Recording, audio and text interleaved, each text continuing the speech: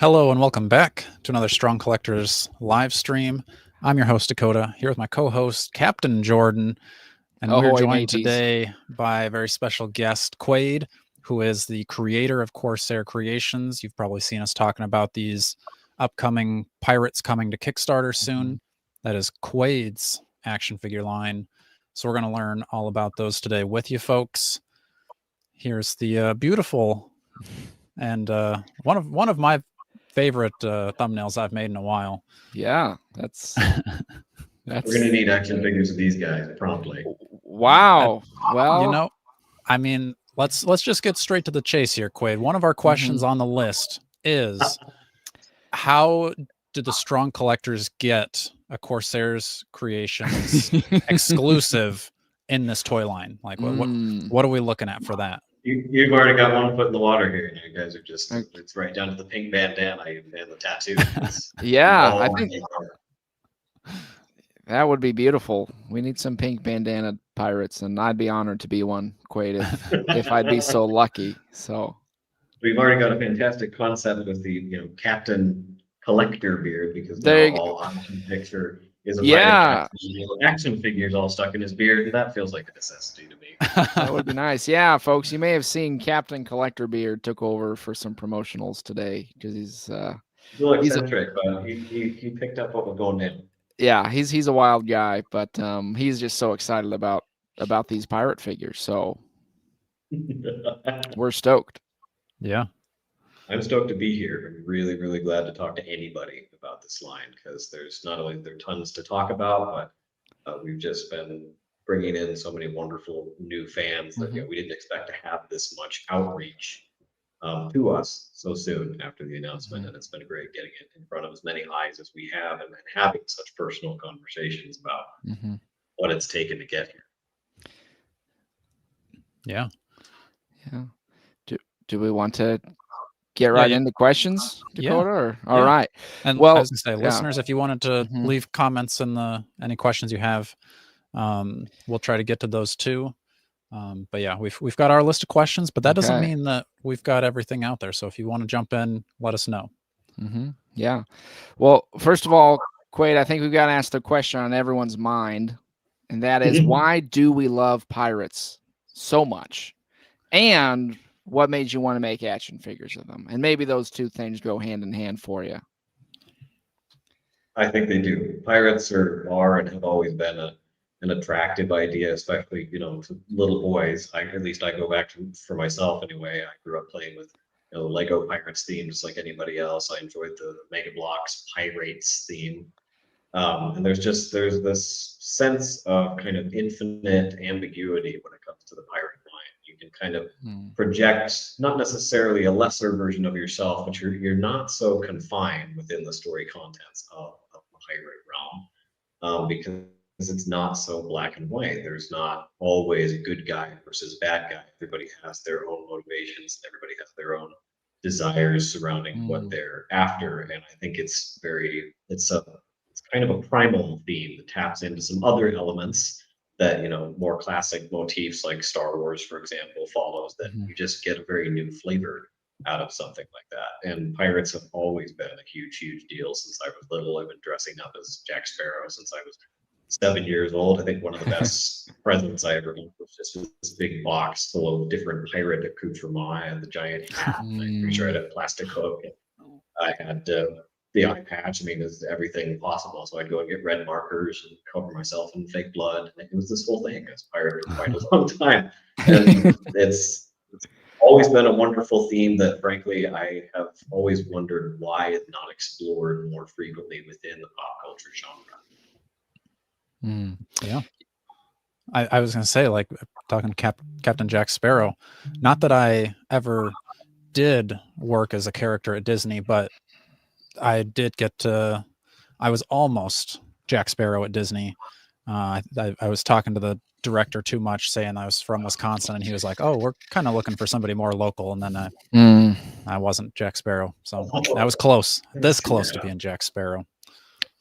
Oh my God! So the Dakota was still trying dressing up as Jack Sparrow, maybe even quite recently. So, you know, you never really can, you don't have to let that dream of being a pirate die, Quaid. So we love that you're keeping that energy alive for us. Right. And I think that's a great point of the sense of adventure, you know, the possibilities. I think that's a good way.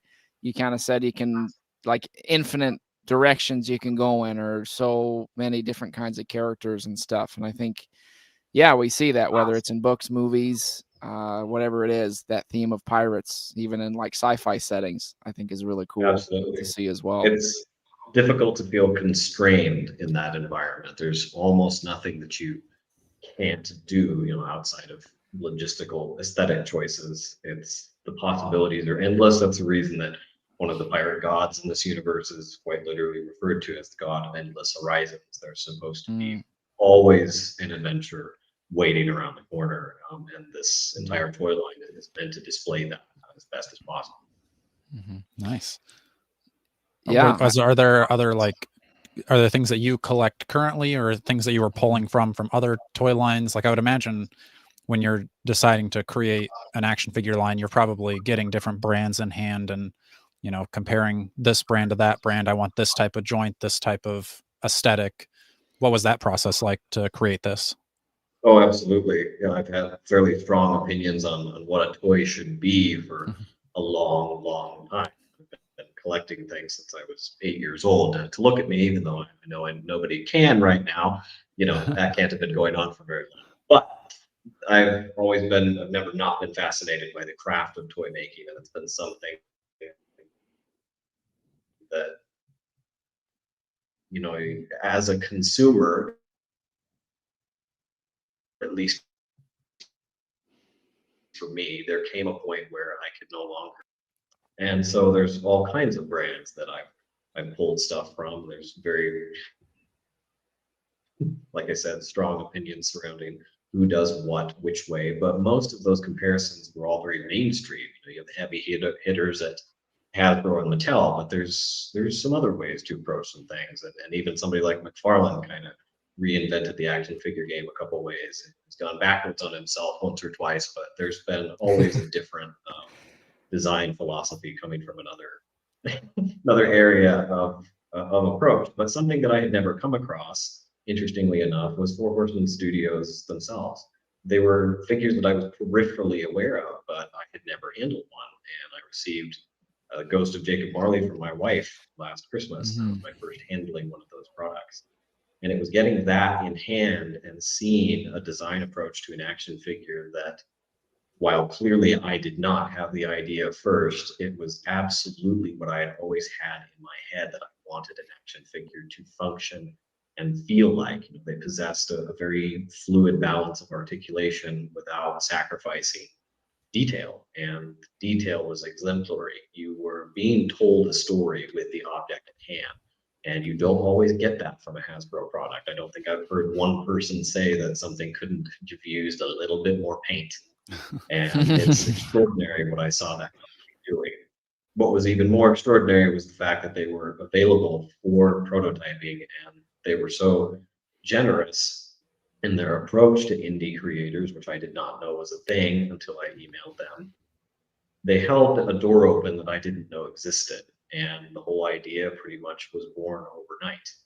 And it's all thanks to a wonderful company that wasn't interested in gatekeeping an industry that has contributed so much joy to a fan base that I think is kind of outgrowing a lot of the same things we've been seeing from the toy industry for the last, you know, 20, 30 years. It's very much time for a new flavor and a new type of toy, and the Horsemen have been executing that in their own corner very, very well for a long, long time. And we wanted things that had the same design approach. We wanted the same craft of storytelling and the same kind of quality product that we were seeing. And like I said, they enabled that to a degree that blew our expectations out of the water, so to speak. Pun intended. That was nice, Quaid. I like that. Nice little segue there. That's good. So you're saying, when you say last Christmas, you mean 2024? Yep. So I've been part of this community for barely 9 months, and it's funny because I joined the Mythic Legions Cabal, and was mostly just fascinated by learning everything I could about the line and the company, and getting versed in the product. And pretty soon, I noticed some noticeable gaps within the franchise that folks were consistently voicing something that I already had an idea for. I remember asking my I don't even remember what the question was. I was trying to get some information on something on the Cabal, and I get my good friend Colin Colt. He messages me to tell me that H. Eric Mays has answered my question specifically. That's a big deal, and I'm just looking at the. I don't know who either of these people are, so I chuckle and kind of shrug it off. That interaction is what it is. But a month later, I'm emailing the man and starting my own toy line. It was a very fast paced and fairly miraculous journey to get it up and going. And um, the collaboration on their end was so synergistic that it was not difficult to bring these things into reality, just based on how much we'd already conceptualized them. But they were right in there with our intentions of what we wanted these things to look like, and it wasn't difficult to bring them into reality. Very cool. Yeah, I think that's a good point. I mean, I think Dakota had a similar feeling of falling in love with Mythic Legions. Absolutely. I mean, I love the figure obscuras, and that Jacob Marley is really cool too. I mean, Dakota's definitely deeper in the Legions world than myself, but I mean, we also appreciate, I think, how much, like you said, the story. It's not just a figure; it can be kind of all the things behind it, or all the little details, and that can open up a whole new world of that, which I think is really cool to see. Because I don't know much about these stories of these characters of these guys we're looking at, but I'm intrigued and I want to know about it. Quite absolutely. I was gonna say, if you wanna go through, like, we can talk about each character if you want to, or kind of like why these are the three kind of mascots that you're putting out there first, because these aren't going to be the only three in the Kickstarter, are they? Because I've seen you tease some more things on Instagram and Facebook, right? So currently, we're trying to make it as absolutely clear as possible throughout our marketing, and it requires either going through and making sure you're reading everything that's there possible, or you have to go digging for the information on the website, which is as accessible as we can get it. But the three captains we have pictured currently are as much as we can budget for wave one. We are still debating about different options when it comes to things like potential exclusives or stretch goals, which are not outside of the realm, so to speak, of possibility. But that's information we have to get from, Four Horsemen, and start debating, where that's going to fit into the funding goal. But the biggest point of a lot of the marketing material currently is to give fans as much context surrounding our intentions as a company. So, we're not just launching a toy line with these three guys, we're launching a company itself. So I'm a newly married man, and both of us are in our 20s, so we're starting out very new, very fresh, with not a lot of resources at our fingertips. So these three prototypes that we're looking at, myself and my wife have put almost everything we have into. So they're the best they can possibly be with how much we had to offer starting out the gate. We also chose three just because we knew it was a new theme. It was an entirely new line. The toy industry is very saturated with lots and lots of cool ideas. We didn't want fans to be overwhelmed with, for example, a 14 figure wave where folks are not quite sure they're really invested in this theme or this story yet. And so the purpose of each of our teases, either on the website or on Instagram or Facebook, is to give people as much of an idea of the scope that we have intentions for the line as possible. So something like we teased recently, which was, Kezia Capstan, that's our intentions and our desire to have a female buck.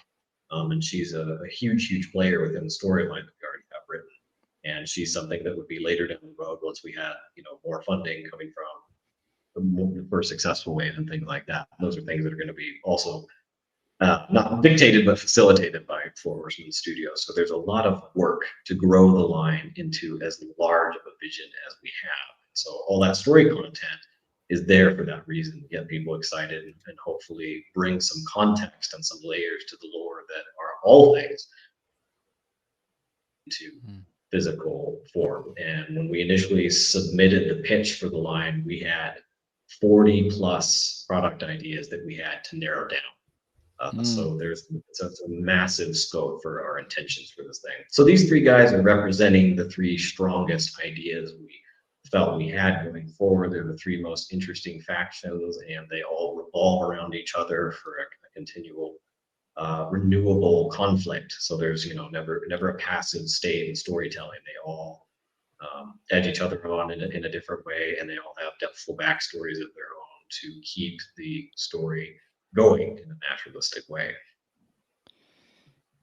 Yeah, and I mean, the lore seems to be a really important part of this line and the storytelling. And I know there was a pretty cool write-up that I saw on the website that kind of sets the scene for the world of Tide Realm Corsairs. But I was wondering, Quaid, if kind of for us, for our listeners, in your own words, sort of setting maybe the stage or telling us a little bit about the world building you've been doing and the storyline we can be expecting coming into this new line. Absolutely. That description, it's just a little blurb. It's dipping your toes in the water, so to speak, of getting into the world. But the whole impetus and the whole inspiration surrounding the line was that we wanted a story that was continual, that was renewable, that the conflict was always perpetual.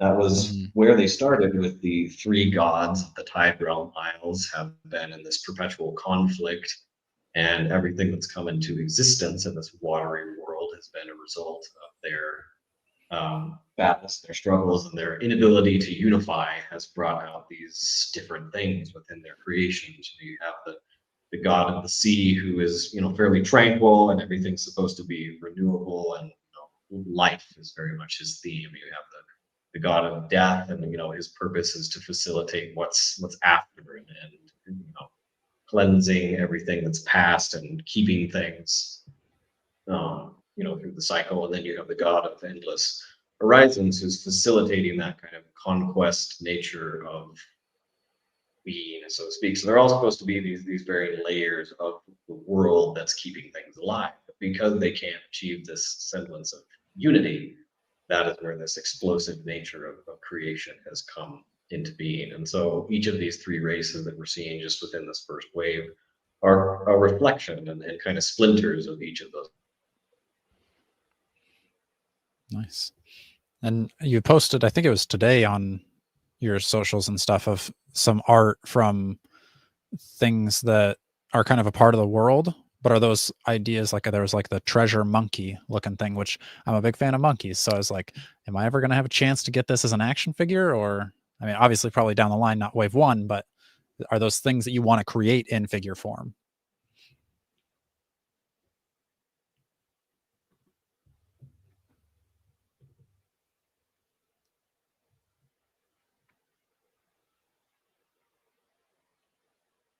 Can you still hear me, Jordan? I can hear you. Okay. Quaid, do we still got you?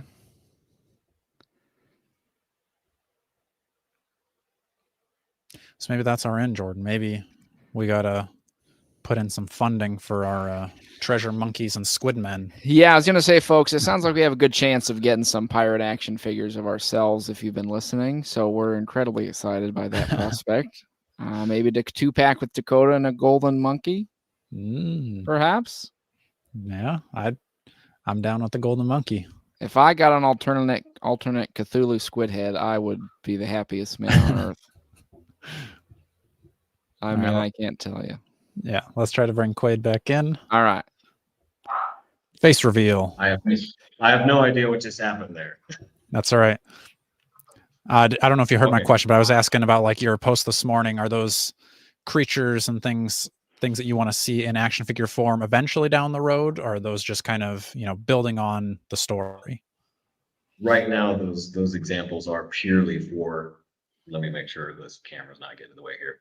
They are purely for world building, but they're absolutely things that we would love to see brought into product form, because that's the whole intention surrounding the universe. We've loved how Horsemen, just on, you don't see it all the time, but even in their, the Four Horsemen of the Apocalypse, that horse mold, we've seen lots and lots and lots. Animals are not off the table when it comes to their lines. They've just got that new cosmic wave with the straight back. I can't remember what he's called. So a lot of those things are the impetus toward the possibilities that we would love to see the flora and the fauna of this world be brought into reality, and especially something like the abyssal stallion, which was kind of the impetus surrounding that entire part of the map, is absolutely something we'd be enthralled to see in reality. So currently, they're just to make the world, build out, make it feel more what's the word, more populated, and give more context to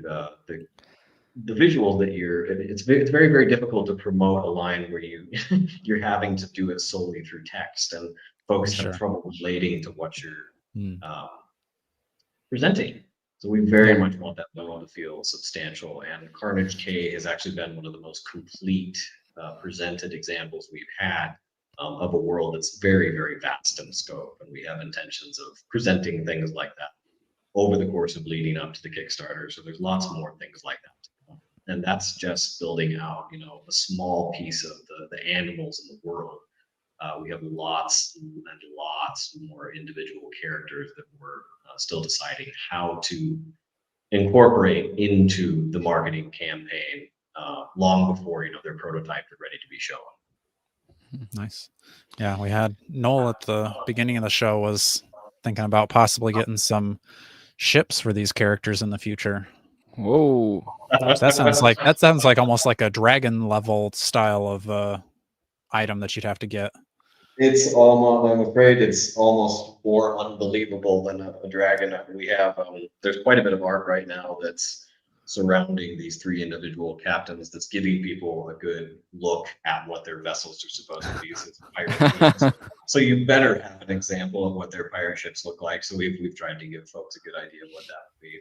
So, but I sent that art over to Cornboy while we were just discussing, some of the intricacies of the line, and his reaction was exemplary.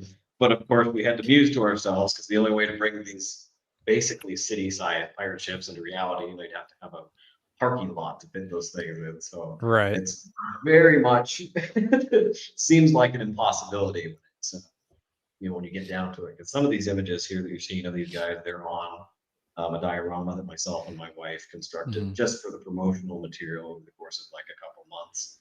And the scope of that is it's almost 8 feet long, just to suggest the size that we would require in order to make that happen. And even then, it's not to scale. So something like, a tabletop version of the same world would be a much more realistic way of communicating that depth and that lore. And that's something we would love to see in the future too, if the line was ever successful enough. But pirate ships are a huge, huge part of the storytelling, and they have atmospheres and sometimes characters of their own. And some of these ships are living in their own nature, so they're a huge part of the world building. And it's not surprising to me that people would love to see that incorporated within physical form. Yeah, I think there are some people out there who would want that ginormous pirate ship, but I understand that maybe more of like a skiff or just a little rowboat to start there, and then we can graduate as time goes on. Absolutely, we've had a couple of thoughts of a rowboat would be a very, very realistic thing to approach. Nice. Did you? I skimmed your message earlier. Did you say you've got a hard out at 6:30? Yes. Yes. Is it 6:30 for you right now? I wasn't sure your time zone. No, it's 5:30 here. We're good. We got another hour. Okay, cool. Didn't want you running late for whatever was next. I guess I'm curious on like how you came up, or like how you landed on these final 3 as your captains of like why Cthulhu Squidman, because it seems like everybody, like Jordan's a slut for Cthulhu looking. I do love my Lovecraftian Cthulhu stuff, Quaid. So I was sensing you were a kindred spirit in that sense. You got to be. I figured. Precisely. Well, we very much wanted each captain, for budgetary reasons, these guys share, I don't know what the percentage is. It's probably 45, maybe 50% of the tooling between like the body and upper legs and the limbs to get that Captain Buck established for these three characters, but we wanted them each to be as unique as possible. So we have, 3 different races that we're trying to represent the best of all of those worlds that have so many characters that come with it. These are captains, so of course you're going to expect them to have a crew.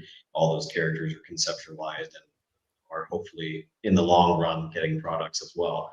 But these guys specifically have such integral relationships with each other in the storyline that the whole plot line very much revolves around these 3 captains. It's not just their status as the commander of this faction that makes them so important to the narrative. Charybdis here has very divine connections to the gods, specifically. Captain Deathnoid back there is this direct result of the absence of the gods.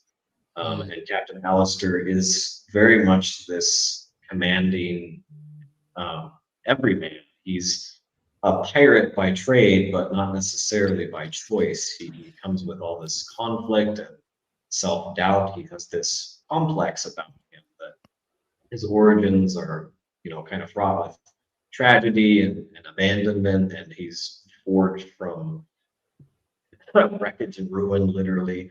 There's so many layers to what makes him the person that he is, and the fact that he's called to this story that's greater than he is. He continually feels drawn to it while feeling unworthy of it. He's a pirate by nature and does not feel like a hero, and at the same time is being called to something of that nature.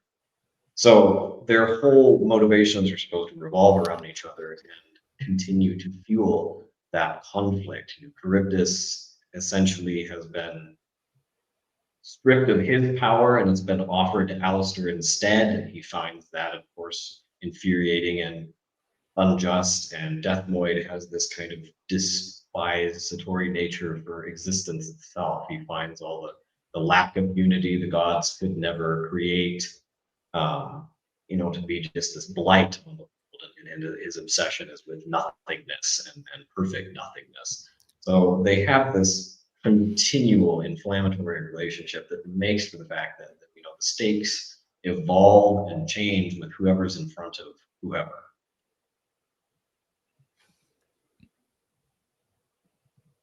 Yeah, so when you think of, like, because Dakota Quaid is a sucker for buying action figures just based on if they look cool, which I totally get, and I think these guys are great examples of that. So, like, in the brainstorming process, do you feel like, is it kind of like you think of, I know you're thinking of the story, and did these figures come to be? Do you feel like you could kind of get an image of what someone looks like and then maybe start to build around that? Like maybe just some of that process going into coming up with these or the designs and what that's been like for you.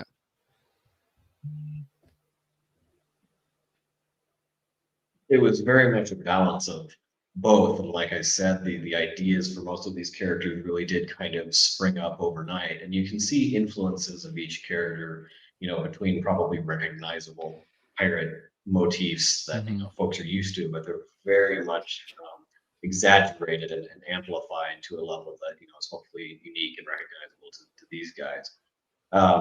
But specifically, what made me so fascinated about Horseman as a company is that fact alone, that you could take one of their figures, and while they didn't even necessarily have to come with reams of this pre-assigned lore.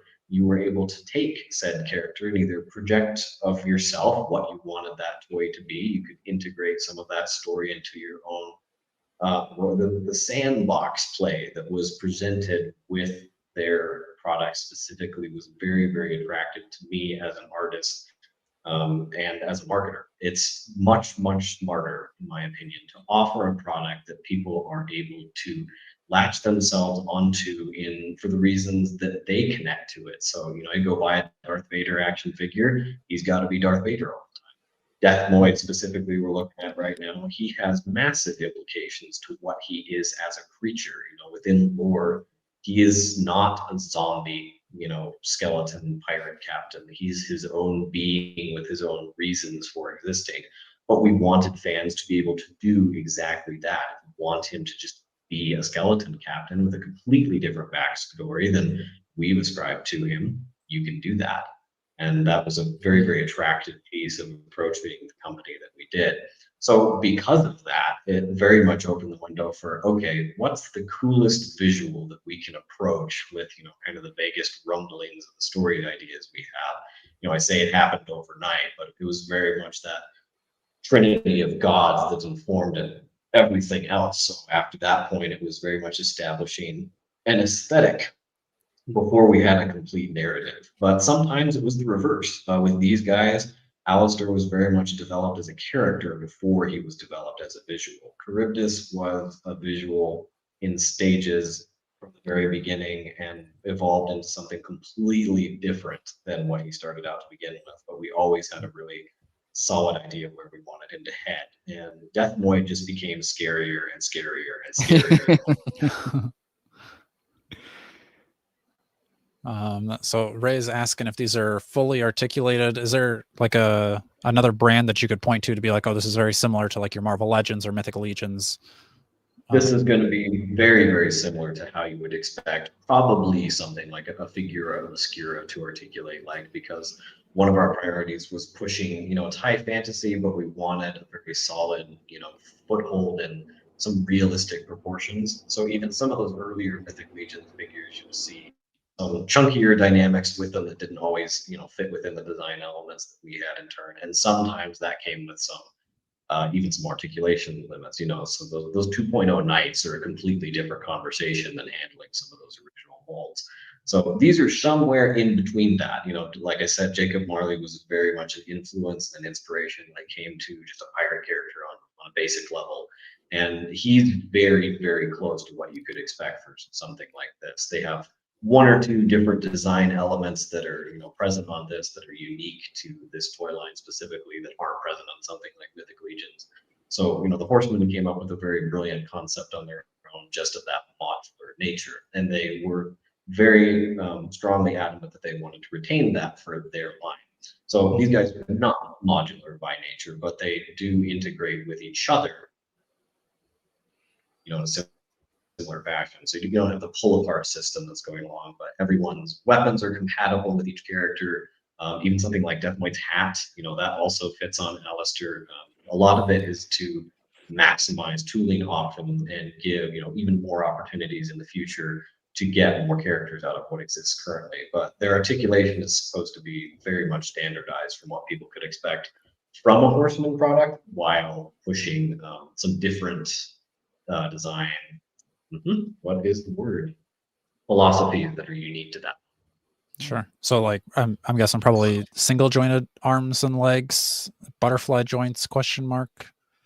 Butterfly joints were something that we debated pretty heavily with these guys, and when it came down to what we needed these individual characters to achieve, as far as what was appropriate, to their design intentions, we didn't find butterfly joints to be very practical for some of these captain figures, but they do have things like, single joint rotation at the elbow and at the knees, I believe, but then you've got bicep rotations, you have a thigh cut, there's a boot cut as well, everything to get as much dynamics as possible while preserving as much of the design aesthetic as we could. In those initial stages, the Horsemen are very much known for, I've heard it phrased a certain way that I don't necessarily agree with, but they are artists first, and they very much want to retain that aesthetic that they've established going in. However, you have creators like McFarlane who are kind of irreverent to that balance. So you'll have characters that just their sculpt is completely broken the minute you go to move those. So it's an interesting balancing act when it comes to the design philosophy of one, keeping something unique to your company and also maximizing flexibility. So some other characters in the future that have different roles are also going to be even easier to implement different kinds of articulation. I think you see that all across the board when it comes to toy lines. It's not like when you buy a Spider-Man figure now, they all articulate the same way. For some reason, we've got ones like Gamerverse Spider-Man. He's missing his butterfly joint for some reason, even though the sculpt is beautiful. They make whatever decision they do to for that particular character. But these guys, it was very much purpose-based. We wanted to make sure that the captains were optimizing an aesthetic that was appropriate to them while making sure they could move as much as possible. So even in the early development, butting heads was never part of the process, but there was a point where I did have to kind of make the executive decision to push some of the articulation further than I think the horsemen were initially anticipating, just to make sure that, you know, collectors were going to get as much as they could out of that sculpt. But with somebody like the captains here that have such baggy clothes, there's a point where you just don't want to end up like I've seen there's some Joker figures where you go to bend their knees and the whole thing just falls apart. So, you know, we successfully avoided things like that. But even with a female mold, you would definitely be able to expect some further pushes and flexibility than you see with these guys. Nice. Yeah. I'll get back to you, Wall of Nerd. Thanks for the join. On this train of thought here, thinking of the similarities between legions and these guys, would the arms be able to come off to like swap jackets? Like I can take the arms off of one guy, put them on the other one, and then because I couldn't just take off the overlay, right? That's something that we're actively developing currently as far, you know, we're trying to figure out things like stretch goals and stuff. These guys are not currently designed to do that, as the coats are meant to be such, you know, to have such a degree of flexibility that they're not impeding anything the characters can already do. But to my knowledge, I'm trying to remember because, you know, right now I have some of the renders from Four Horsemen that are giving the articulation breakdown. And that's something that we have to refine just a little bit, you know, especially when it comes to the Kickstarter, as far as, you know, where each of those articulation points break down. But they're not designed to come apart. However, we have some machinations of giving some more customizable options if the budget allows in the future. So that's something that we're looking out for. When it comes to just swappability as the base figure goes, they have a plethora of hands to pick from. Each guy actually has 6 different options. You have both horizontal and vertical bending gripping hands. You have trigger hands, which is something that we're going to need to add in the next round of loadout photos. Those are actually not in these ones. And then they have relaxed hands and gesturing hands. So the emotions that you can get out of each of these guys are very, very expressive when it comes to their digits. And that's something that we were very, very excited to be able to add to these guys, because we initially were not anticipatory of having a ton of accessories when it came to what the budget allowed. And we were able to get in everything we wanted with these guys right on the bat. Nice. Wall of Nerd, thank you for joining. If you also want to join the membership, we've got some lovely exclusive content you can check out. Not like that kind of exclusive, but it's, you know, members only, but not. I feel like I'm like setting up for, I'm like promising too much with like, whenever I say like exclusive content, you know, right. Like, that's a whole nother membership that we're not going to talk about on this episode. That's but right. That's our we third appreciate channel. You, Wall of Nerd. Yeah. All right. I was going to also point out like on him, and then, I mean, especially on the weapons for really each of them, but like, I feel like this is like the most detail I've ever seen in action figure weapons. Yeah, those barnacles are wild, Quaid. That is very cool looking. Each of these each of these prototypes anyway in hand are very much the artistry and the lengths that they went to achieve the aesthetic desire that we had, you know, infinitely surpassed our expectations of what we would be able to get out of these guys. So people in general, you know, the concept art that we submitted to the company was, you know, fairly well realized, and they just elevated it to a level that was exemplary. And each of these weapons are detailed in the way that they are because each of them hold, you know, context of their own and story points that make them what they are. Deathnoid's blade specifically has its own story there that we're looking at right now. Charybdis's musket was something that we were very, very excited about, simply because you don't see weapons like that very often in action figure form. And that each of their blades is, of course, very unique to the character, and Alistair's specifically, that the blue glowing one there is what's referred to as the Eye of the Storm, and it has some massive, relic implications when it comes to the storyline. And it's something that all three characters are fighting over the possession of, and it's something that he's still learning how to wield. All of the language that's written on that blade is something he's learning how to translate himself. There's a lot of mystical and otherworldly properties to each of their weapons, and they're things that are forged out of what makes each character what they are. And they're supposed to be very weathered and aged on their own, and even throughout the process of getting the paint masters ready for presentation, we got things about finished, and we came back to the company and said, actually, before we're ready to go ahead, we would like these guys to look even dirtier than they already do. There was some effects that were added, some weathering to people's coats, and their boots look like they have dried seawater on them. One of my favorite details is how worn, just the knees on the pants Deathnoid look has. So there's a lot of just contextual story to derive just from looking at the artistry from H figures. And I will agree, they're some of the most impressive detail work I've ever seen. And I think that's going to be something that we really want to retain for the entire toy line, is for that hyper realistic, detailed aesthetic to come through with every character in its own unique way. We need a close up on these knees, Dakota. Can we get that? Now I got to see it. Enhance. Yeah, enhance. Those are, yeah. I hadn't seen it in its entirety. The dirt on the detail there on the knees. That is really cool. Yeah. Even just like, I mean, now that we're zoomed in here, you got like his toes busting out of his shoes, the barnacles on the bottom of like, even a tattered coat, up to the belt buckle is crazy. The ribs on the outside. I feel like even just this like open collar piece is, I don't feel like I've seen that on other action figures, but I feel like it looks so cool. And having this like skullet style hairstyle for him is so fun too.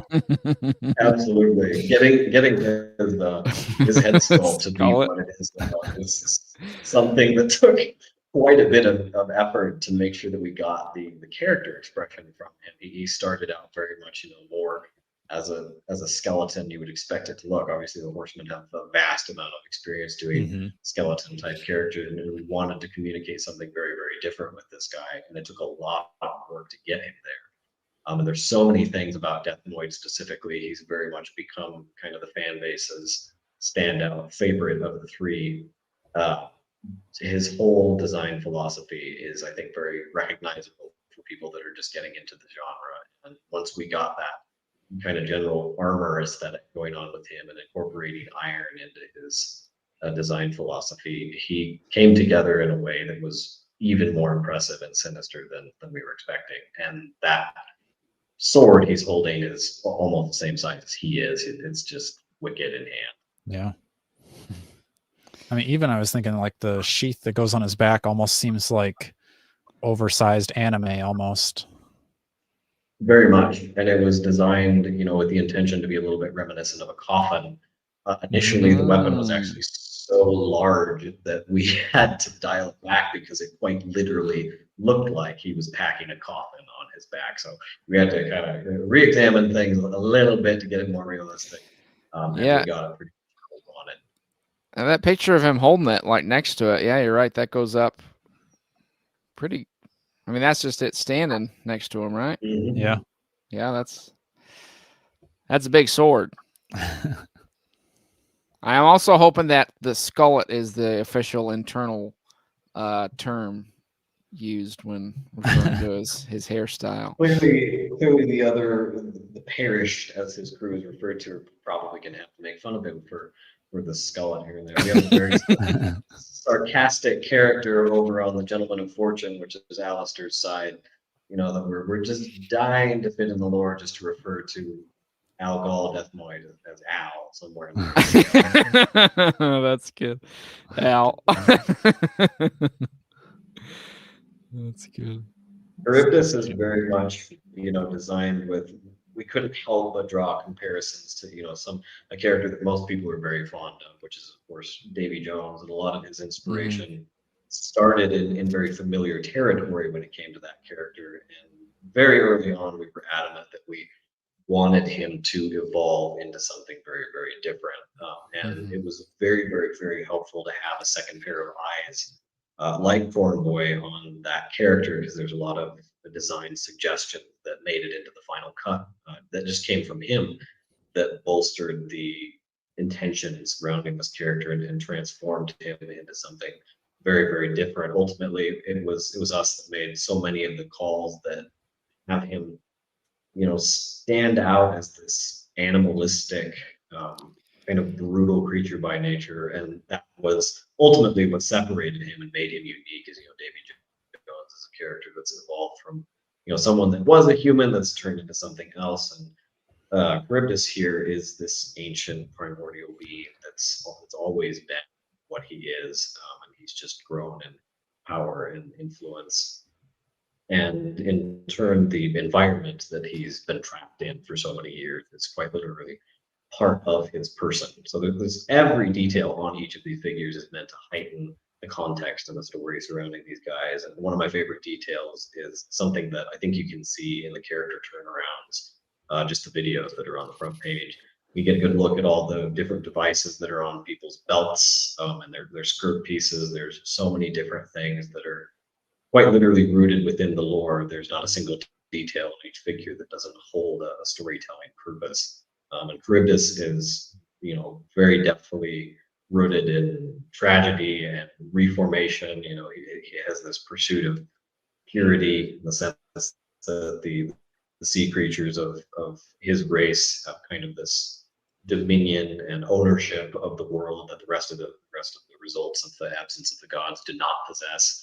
So each of them have this deathful reason for pursuing what they are. And Charybdis it's kind of like picking your favorite child, but Charybdis is very much one supremely interested in seeing people's reaction just to how he plays out within the story, because there's so much that comes with him.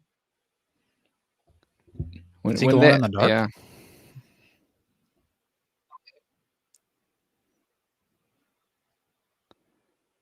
Oh, am I muted? Is that a green lighting? There should be some green light. Yeah. Some cool green light.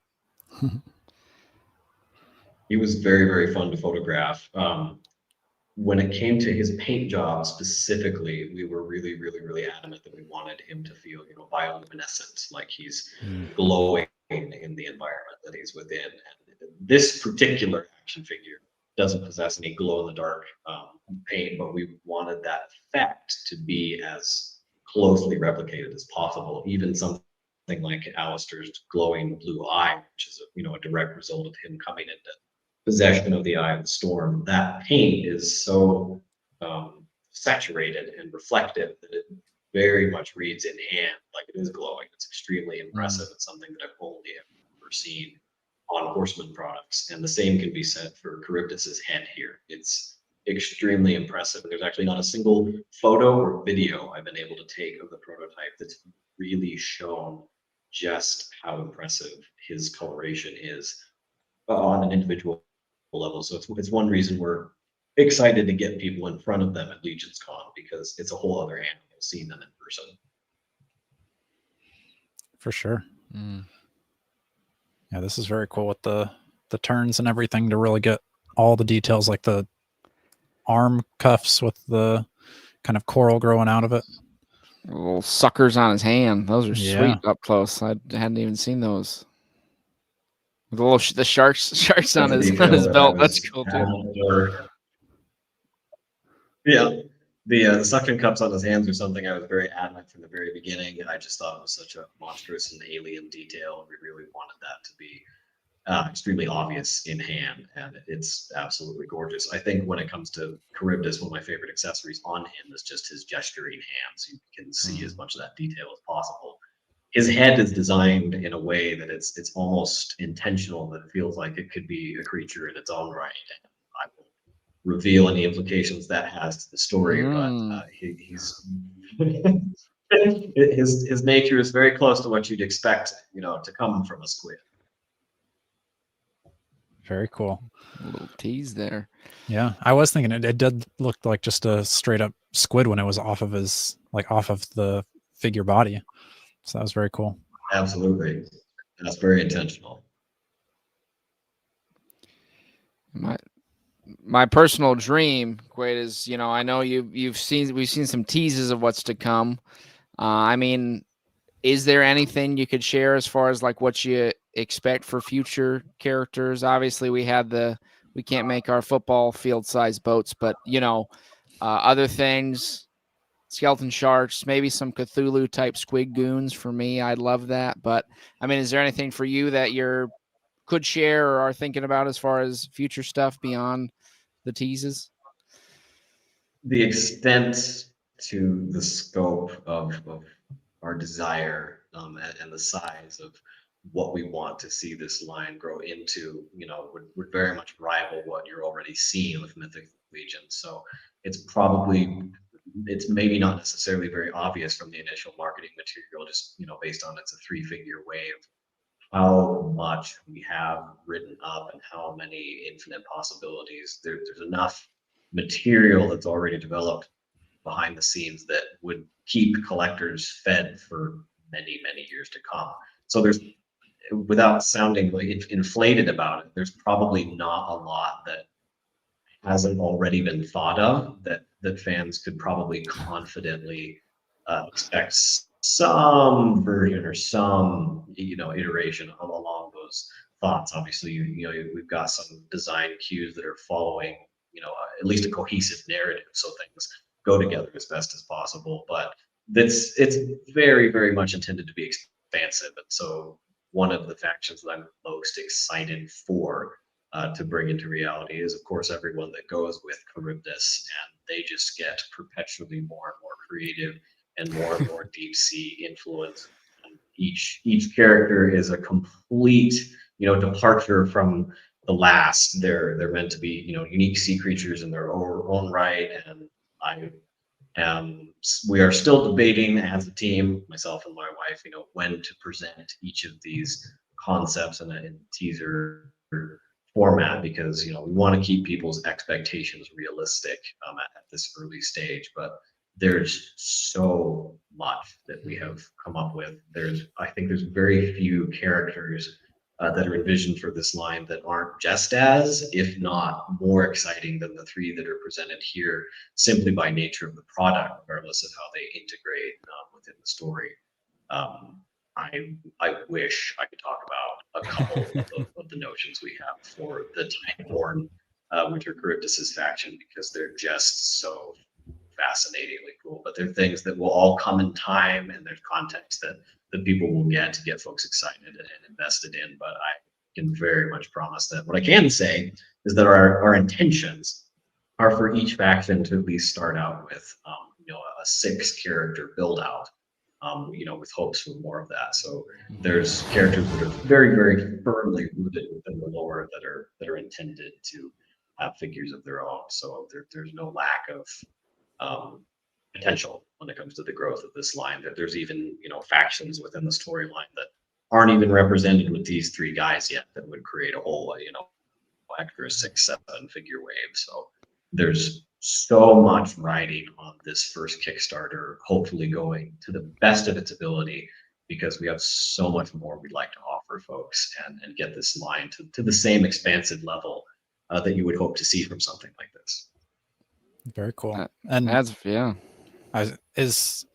so what is our timeline looking like for the launch of the Kickstarter? Once the Kickstarter's launched, it'll be a year until these are in my hand. Walk us through those stages that we can expect. That's something that we're very much, still knee deep in talking about with the Horsemen, specifically with Legion of the Con coming up within the next, oh my gosh, I mean, I think we're approaching 6 weeks. It's Right. knocking on our doors. So everybody's super, super busy right now. So we've had, limited time to get a lot of those details out, and especially considering that we are expecting, or at least our intention anyway, is for the Kickstarter launch to be closer to spring of next year, so somewhere in that March, April category. We'd love to see it sooner, but we want to make sure that we're timing the things correctly so that the market is ready for these guys, and so that fans are appropriately invested and excited, and we have as many eyes on it as possible, which is why there's so much to look at, even right now. when it comes to, you know, getting product in hand, I can't do, you know, directly say a quote past that, because that's a conversation that's I think probably several months in the future when it comes to the Horseman. But we personally do not want folks waiting longer than a year. I think that's well enough time. And there's, you know, there's individual concerns. Just as, you know, a brand new company, something like tariff fees been a huge conversation within the entire community. It affects everyone from the ground up to, you know, the consumer at Walmart. So, and those are something that you just on a ground level, myself and my wife would just not be able to absorb. So we're very curious as to figure out how to navigate some of those things, and that's advice and directions that the Horsemen have been very, very, very kind and helpful when it comes to figuring some of those things out. So yeah, that's the extent of the wait that we would, you know, I would much rather people have these things in hand next month if I had my way. But Right. a year is certainly long enough in my opinion. So, but transparency is a huge, huge priority with this campaign, and our intention is to make sure that fans are alerted and informed every time there's a decision or a change made, and then the timeline once we ourselves have a concrete one is something that we want to get in front of fans as quickly as possible, which is why there's an email sign up at the very, very bottom of that website so that people do stay updated on that information. Nice. And I don't, this maybe is farther down the line than where you are currently, but do you know what the packaging for these are going to be? Is this going to be similar to Mythic Legion packaging, or is it going to be like blister, like retro card looking? Is it going to be like NECA where you open it The up? packaging is, oh, sorry, background noise. The packaging is something that we've been debating just as long as the figures. So we do have a fairly solid idea of what we want that to be like, and something a little similar to, at least this is the stage we're at now. That could easily change. Of course, people will know about that when that happens. But our initial concepts are approaching something kind of like what you see on. It's a good example. Say a brute scale figure from Legions, or even an ogre scale. You have that boxed window with Sure. some art surrounding the character. And we would like to have, you know, the backing of each figure that they're attached to be, you know, even some pieces of the lore. So we kind of like the background to be the map of the Tide Realm Isles. We very much want the box to tell the story in its own right when it comes to each of these characters. So premium packaging is something that is a high priority for me, just because presentation is a big one in my world. And the box is half of the experience when it comes to a collector. So we want something that's presenting the world just as thoroughly as the figures are.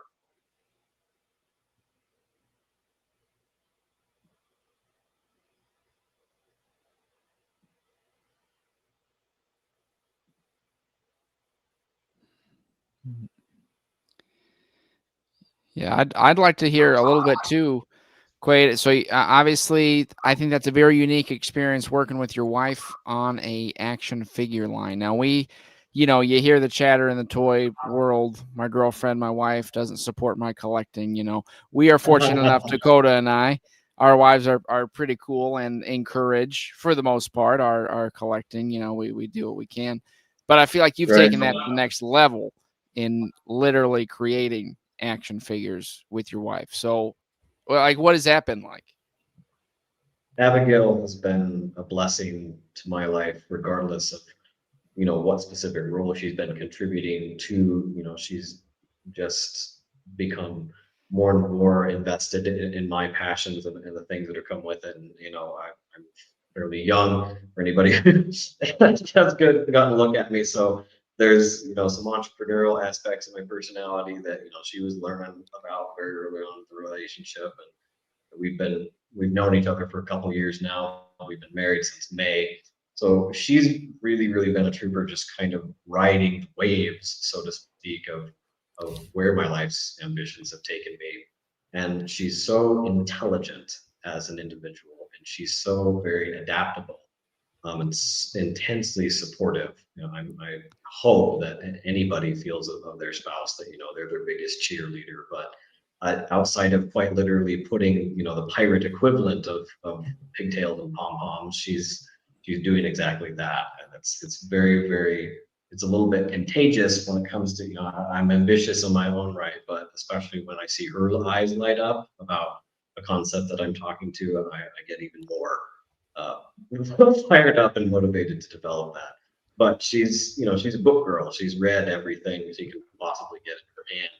And so she's very, very good at storytelling in her own right. Screenplay writing and directing is something that I have in my background. I've done for many, many years. And so just composition and storytelling is something that it requires a ton of work, and you can't be the only eyes on that. You can't be the only person steering that ship. So, you know, while we're a two-person army here, she's been crucial and essential for developing most of this world and most of these characters. She deserves just as much credit as I do for these guys being what they are. And she's very, very humble and would probably deny that, but you know, she's sweet, but she's just as integral. And there's some characters that, you know, are specifically associated with Charybdis here, that she's been integral in crafting and building them to be what they are. We have a character that's we expect to kind of develop into a little bit of another fan favorite. It's a smaller animalistic character. It's very what's the word that's escaping me currently, but he's kind of mascot like. He's very, very relatable, and it's something that you know, just her as a woman is responsive to, but he has these divine implications within the story that makes him this larger than life character, even though he's very, very diminutive. And he's something that she specifically is very, very interested in, very, very proud of, and I expect the fan base to be just as intrigued and invested in that as she is. And so, yeah, that's my whole point. She's been crucial in bringing this to life, and we wouldn't have it, period, without that partnership. Somebody clip that and send it to her. That was Yeah, I was gonna say, yeah, Quaid, you're not gonna. Yeah, that was beautiful.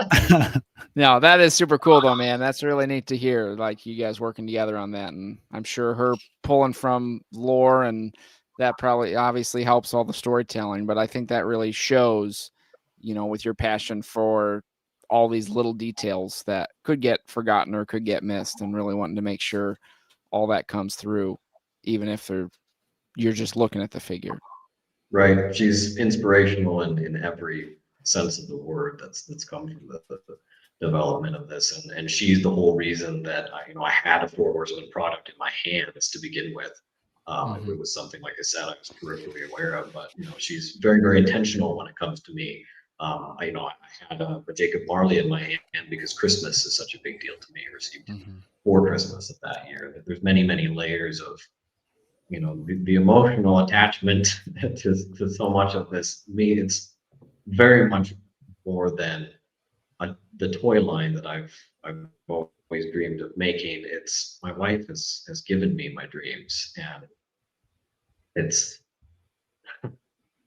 something that I want to do well, not just for us, but for her. I owe everything to her, and this is that vision and that hopefully that gift of building a life together and doing something that's we're both passionate about and can put our whole selves into is our reason for being. It's what makes, interestingly enough, you know, this rugged pirate theme is very much built on a love story, and it's something that we want to represent very authentically when it comes to our marketing.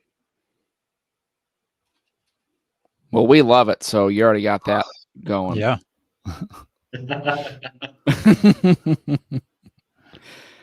The blog section that you guys are looking at right now is something that I'm hoping fans are going to frequent as much as possible. Not only leading up to Legions Con, but you know, well beyond it, leading up to the Kickstarter, because that's where a majority of the story content will be able to be read. There's so much context to each character that's presented just there in those blog posts. They're organized in a way that's supposed to be linear anyways. It gets organized as we go on. That's why it's good to have a second pair of eyes on there. But like I said, you know, Carnage K up there has been a really substantial piece of world building. There's even more visuals to take in there than there is of some other examples that we tend to, or intend to continue that theme as far as building the world. It's really, really difficult each week to pick which thing we're going to touch on. All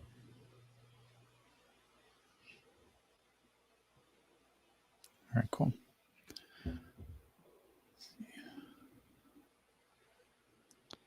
That would be a crazy toy.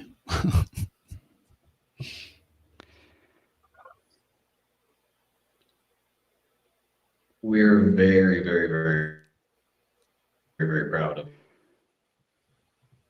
all the creatures. Dakota's going to need that gorilla. Yeah. I mean, that's just no question. And Carnage K is very much kind of implications later in the story, and those creatures are something that play a big, big role within that particular part of the canon.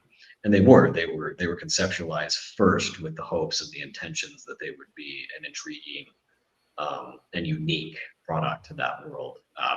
Like I said before, that Abyssal Stallion is something that I can't stop thinking about. I want a toy of that myself right now, and I'm the one thinking it up. Yeah. So on those ones, like there's the page with the Pirates Codex, Dakota, if you hop back. Yep. So a little bit down there, Quaid, I mean, there's like the silhouettes, the outlines. It says like concept only, full reveal of the concept renders coming soon. Is that like things you'd want to make, or are you saying that's kind of more like setting the scene for the world type thing? These things are even further along than like what we were just looking at there, which is quite literally just just art to build out the world. These are concepts and renders that are conceptualized with an action figure design first and foremost in their playbook. So these are things that, while they're not prototyped in any way yet, that's why they're concept only.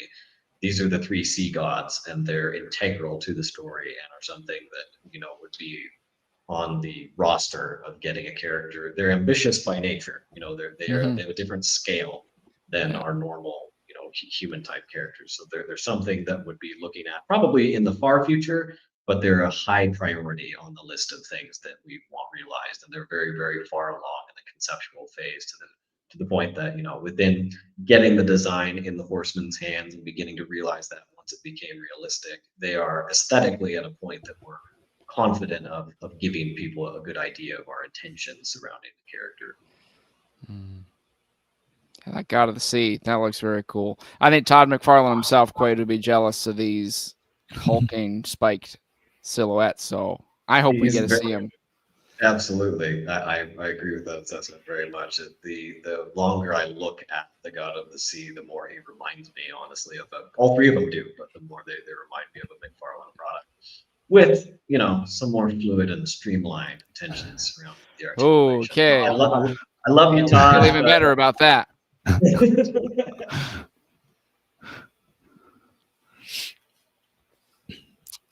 Are you, as you're like looking, we're maybe not at that stage, but I mean, I would assume you've got all these ideas and things. You're a dreamer.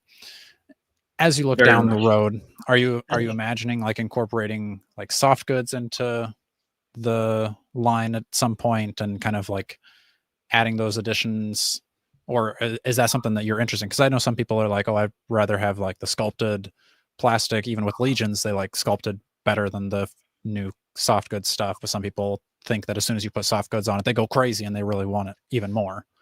Absolutely. There's a really, that's just an interesting conversation to me to have, just as a creator and a product designer, because there's people that have all kinds of different opinions surrounding what makes a good action figure.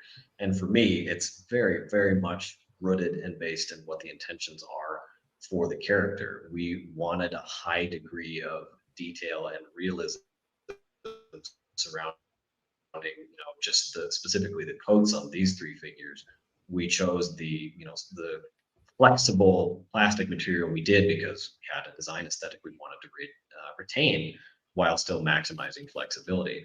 When it comes to soft goods, that's absolutely something we're interested in integrating with other characters, and we already have intentions depending on some of the ones we've already got realized. There's actually a whole other faction that we would love to see brought into reality that would be ideally in a perfect world, very reliant on soft goods. It just depends on the nature of the character. But there, when it comes to even something like some of the Horseman's products, you get a very different experience with an action figure depending on the level of either integration or sometimes dependence on the soft goods. So something like the Harvester from the Necronominous Wave, he's very, very heavy on those soft good pieces, and it's creates this very recognizable silhouette. There are moments where playing with that figure, because of all the things that are strapped on top of him to try to integrate with that soft goods, he sometimes can catch on himself. And so it kind of depends on what you want out of that particular character. You know, the Knights characters are very, very good examples of um, an interesting blend with soft goods, especially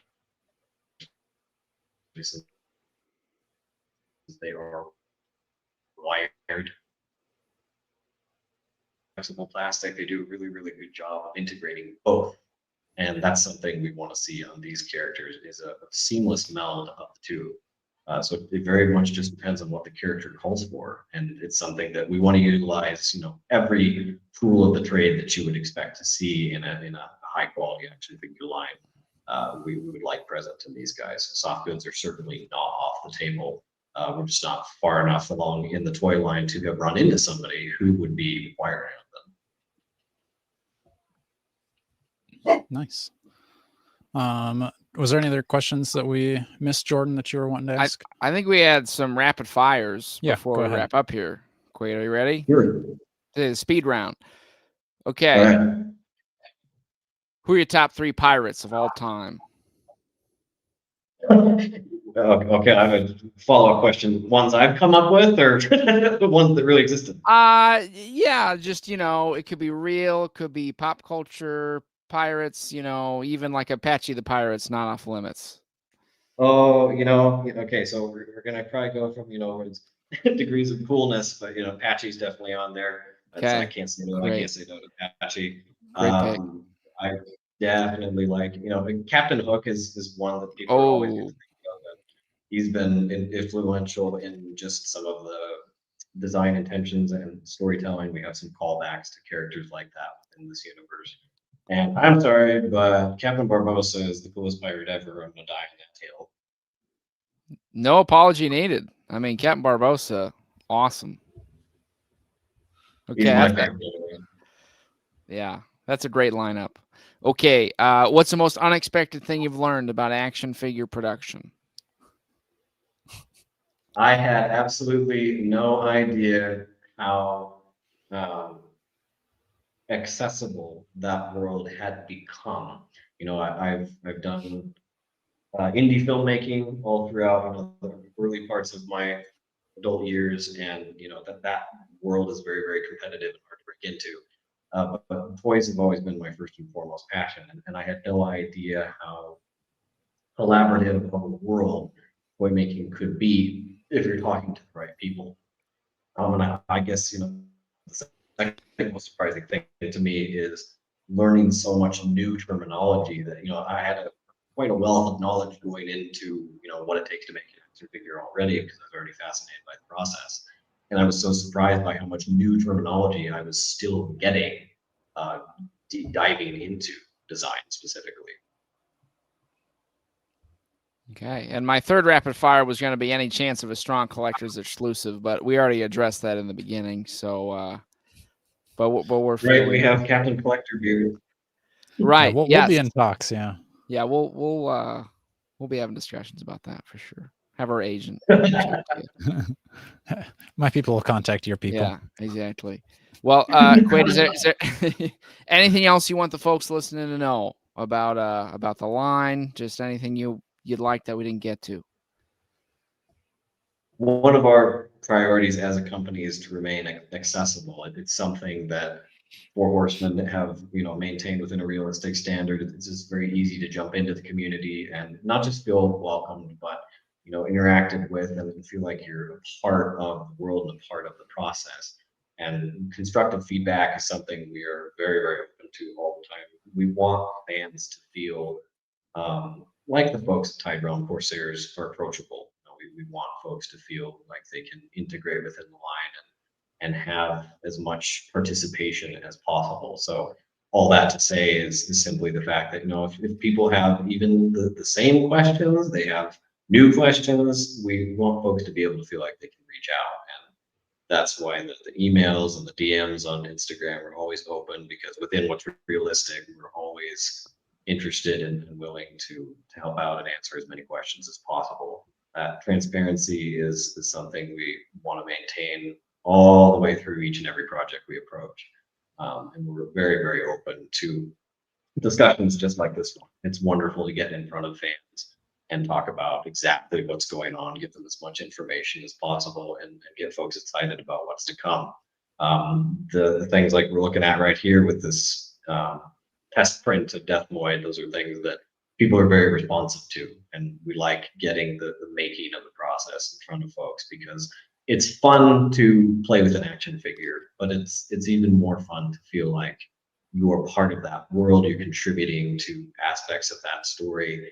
And when it comes to the fans of this line, you're very much enabling and bringing a young man and his wife's dreams of doing this for a living and contributing to a landscape that's provided so much joy as is something that I've wanted for as long as I can remember. And it's wonderful folks like you guys who are so interested in diving into the Tide Realm Corsairs, that you're the reason we have the opportunity that we do. And the fans are even more important than the toys.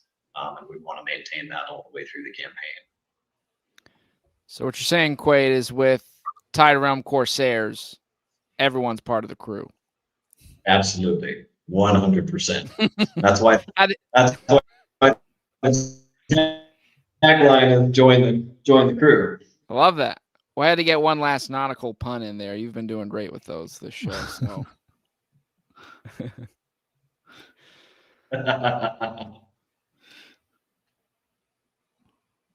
All right. Well, thank you all for joining us for this conversation. Quaid, you can hang out for a second, but we'll say goodbye to the folks. Make sure you are liking, sharing, and subscribing. And if you want to see some more Strong Collectors content, you can go watch our best Marvel Legend Villains episode right now. So until next time, stay strong. Thank you guys for having me.